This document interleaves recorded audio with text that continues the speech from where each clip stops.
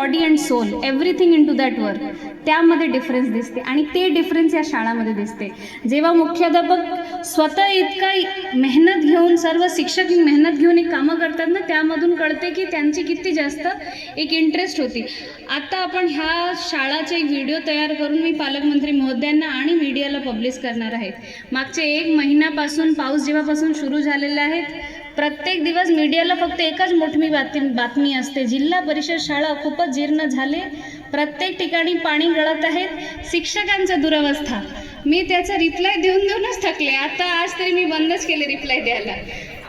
मी जितकी काय म्हणाले त्यांचं भावना संतुष्ट झालं नाही. मी काल एक मोठा बातमी प्रेस रिपोर्ट दिले आणि त्या प्रेस नोटच्या पण त्यांनी चांगल्या प्रकारे ट्विस्ट करून लिहिले की इतका पैसे गेले पाणीत आणि काहीच झालं नाही जिल्हा परिषद शाळात. सो मला शेवटला कळालं की जितका काय मोठी बातमी द्या, आपण त्यांना ज्या हिशोबानं न्यूज प्रिंट करायचे ते त्या हिशोबानंच करणार.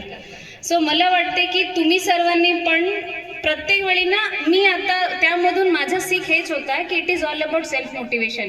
कोणाला प्रूफ करायलासाठी की मी चांगलं कामं करत आहे त्याच्यासाठी कामं नाही करायचे. जेव्हा मी रात्री झोपताना मला जरी वाटणार आज दिवसभरात जेवढे कामं मी केले ते मला वाटलं की मी चांगलं कामं केलेले आहेत. मला ज्या कामासाठी इथे नियुक्ती करण्यात आलेल्या आहेत त्या कामं जरी मी प्रामाणिकपणे केले तर दॅट इज माझी खरी पावती.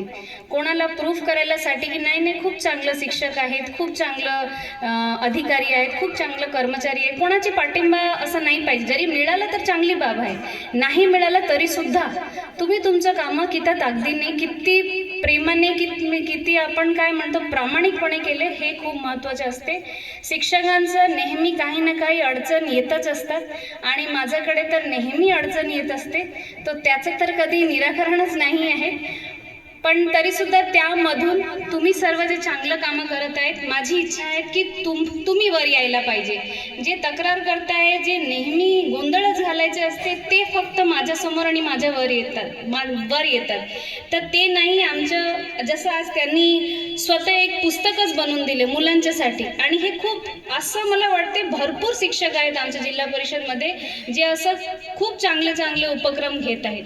ह्याला आपल्याला जिल्हा स्तरावर घेऊन जायचे आहेत आणि मोठ्या स्वरूपात करायचे आहेत. दुसरं आहे जे विनोबा ॲप आपण आता आणलेले आहे.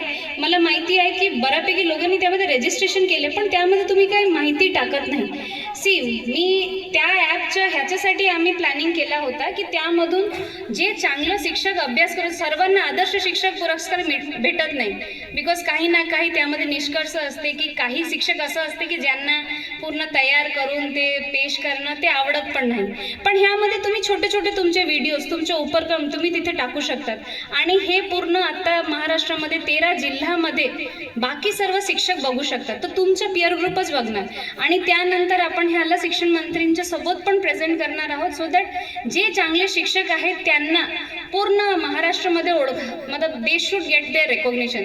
जेव्हा सोलापूरचे जे शिक्षक होते ज्यांना ग्लोबल टीचर पुरस्कार मिळाला होता, तर ते खूप छोटीशी शाळामध्ये खूप नॉर्मल शिक्षण घेत होते, पण त्यांची ओळख पूर्ण जगभरात झाली. मला वाटते की आमच्यामध्ये असं बऱ्यापैकी टीचर्स आहेत जे खूप चांगला अभ्यास करत आहेत आणि त्यांची पण ओळख पूर्ण महाराष्ट्राला काय, इंडियाला काय, जगात असायला पाहिजे. सो विनोबा ॲप त्यासाठी एक चांगलं फोरम आहे. त्यामध्ये तुम्ही सर्वांनी सहभाग घ्या, तुमचे व्हिडिओज टाका, तुमचे नवीन उपक्रम टाका, सो दॅट बाकी टीचर्सना कळेल. मला एक बेसिक प्रॉब्लेम असा शाळामध्ये दिसला की माझी प्रत्येक वेळी वाईट अनुभव मला काय वाटतं, जेव्हा मी कुठल्या शाळेला व्हिजिट करते आणि 5वीच्या वर्गाचं मुलांना टीचर सांगते ABCD सांग बाळा. अरे आता 5वीच्या वर्गाचे मुलं ABCD सांगणार का? 5वीच्या वर्गाच्या मुलांना पूर्ण धाडी वाचायला पाहिजे ना पटापट. आता त्यांनी मॅथ्सचे मला जे दाखवले, तुम्ही पॉवर्स, डेसिमल, फ्रॅक्शन्स हे दाखवत आहे. मी 2 डिजिट्स, 3 डिजिट्स इंटू 2 डिजिट्स एवढे संख्या देते 5वीच्या वर्गाच्या मुलांना, त्यांना ते करता येत नाही. सो तुम्हाला काय वाटते त्या मोमेंटला मला कसं वाटणार?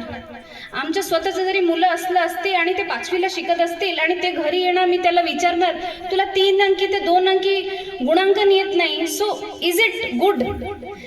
So that is the point where I get irritated and angry. शिक्षकांच्या बद्दल माझं हेच एक प्रॉब्लेम आहे. तुम्ही जे मागणी कराल मी करून देते, तुमचं जे अडचण असेल ते सॉर्ट आउट करते. पण मुलांना ज्या स्थितीला, ज्या स्तराला जे यायला पाहिजे ते तरी तुमच्या तेवढे बेसिक कामं आहेत. 5वीच्या मुलांना फ्रॅक्शन्स, मल्टिप्लिकेशन, ॲडिशन करायला यायला पाहिजे. 3 डिजिट टू 2 डिजिट मल्टिप्लिकेशन येत नाही. इंग्लिशच्या TU2 वाचता येत नाही ते मुलांना. हे चांगलं वाटते का? आणि तुम्ही लोक म्हणतात की त्याला सस्पेंड नाही करायला पाहिजे, त्याच्यावरती कारवाई नाही करायला पाहिजे. संघटनाचे 4 पत्र येतात, मॅडम तुम्ही कठोर कारवाई करू नका. हे चुकीचे आहेत ना. माझ्या शिक्षकांनी जरी 3री, 4थी, 5वीच्या मुलांना हे स्पेसिफिक नॉर्मल नाही शिकवले.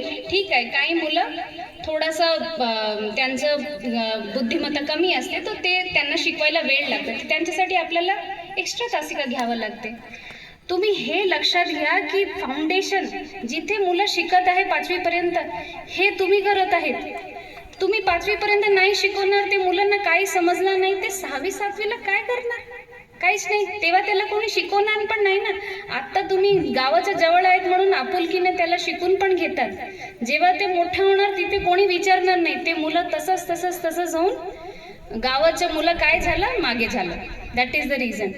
मी आज जे तुमच्यासमोर उभी आहे, मी वारंवार सांगते, माझं घडण पूर्ण 1ली ते 10वी पर्यंत ह्या जे 10 वर्ष होता शाळामध्ये त्यामध्येच मी घडलेले आहे. त्यानंतर कुठला शिक्षक, टीचरनी विचारला पण नाही मला.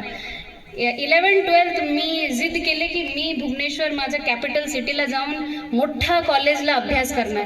त्या मोठ्या कॉलेजमध्ये एक वर्गामध्ये 150 मुलं होते आणि मी शेवटच्या बेंचला बसत होती. आणि शेवटच्या बेंचला बसून फोन बघायचे, नसेल तर न्यूजपेपर अभ्यास करायचे. एक दिन शिक्षक आले, जे मी टॉपर आहेत, मला आजपर्यंत कुठल्या शिक्षकाने नाही